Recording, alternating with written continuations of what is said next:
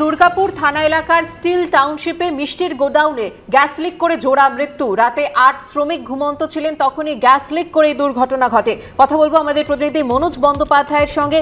মনোজ, এই ঘটনা কিভাবে ঘটলো এবং কিভাবে বাকিদের উদ্ধার করা গেল? দেখো, এমনিতেই শীতকাল, স্বাভাবিক জানলা দরজা বন্ধ করেই শ্রমিকরা ঘুমোচ্ছিল। একটি মিষ্টির দোকান এবং দোকানের পিছনে রয়েছে তার গোডাউন, সেখানেই সেই শ্রমিকরা যারা কাজ করে তারা ঘুমোয়। এবং সেখানে গ্যাস সিলিন্ডার এবং অন্যান্য দোকানের যে জিনিসপত্র সেগুলো রাখা ছিল। সেই সিলিন্ডার থেকেই রাতের বেলা ঘুমন্ত অবস্থায় গ্যাস লিক করে।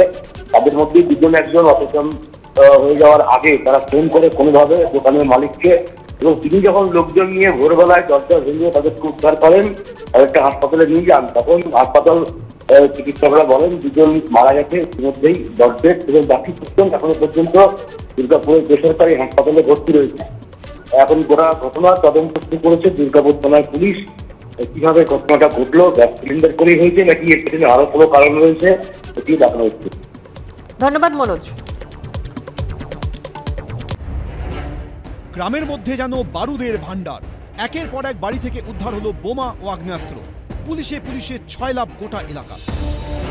বাড়িতে বেআইনি অস্ত্র ও বোমা মজুতের অভিযোগে যাদের পাকড়াও করা হলো তারা নিজেদের দাবি করছেন তৃণমূল কর্মী বলে।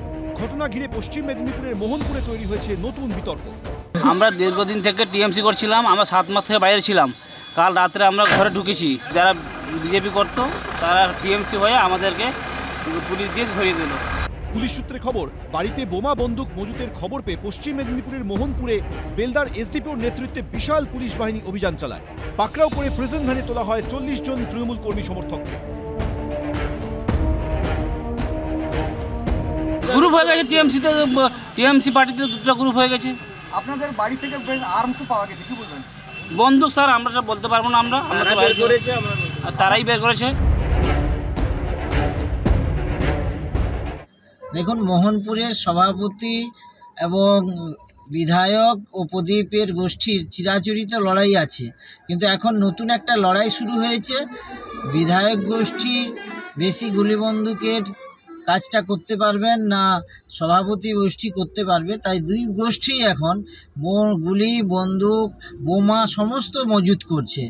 আমি প্রশাসনকে অনুরোধ করব, তৃণমূলের দুই গোষ্ঠীর লোকেদেরই গ্রেপ্তার করুন এবং প্রশাসনিক ব্যবস্থা নিন। অস্ত্রশস্ত্রের রাজনীতি তৃণমূল কংগ্রেস করে না। মোহনপুর এলাকায় অস্ত্রশস্ত্র নিয়ে কোনোদিন রাজনীতি হয়নি। এবারে কিছু মানুষ যারা অস্ত্রশস্ত্র নিয়ে কাছে রাখেন তারা কিন্তু সমাজ বিরোধী। এলাকায় সমস্যা থাকলে পুলিশ প্রশাসন দেখে নেবে। না, মোহনপুর ব্লকে ঘর ছাড়াদের মতন কোনো ঘটনা নেই। পশ্চিম মেদিনীপুরের পুলিশ সুপার জানিয়েছেন এখনো পর্যন্ত 2টি আগ্নেয়াস্ত্র ও 6টি বোমা বাজেয়াপ্ত হয়েছে। কিন্তু কি উদ্দেশ্যে এই বোমা ও বন্দুক মজুত করা হয়েছিল? এলাকায় কি ভয়ের পরিবেশ তৈরি করতে চাইছে কেউ বা কারা? জানতে তদন্ত শুরু করেছে পুলিশ।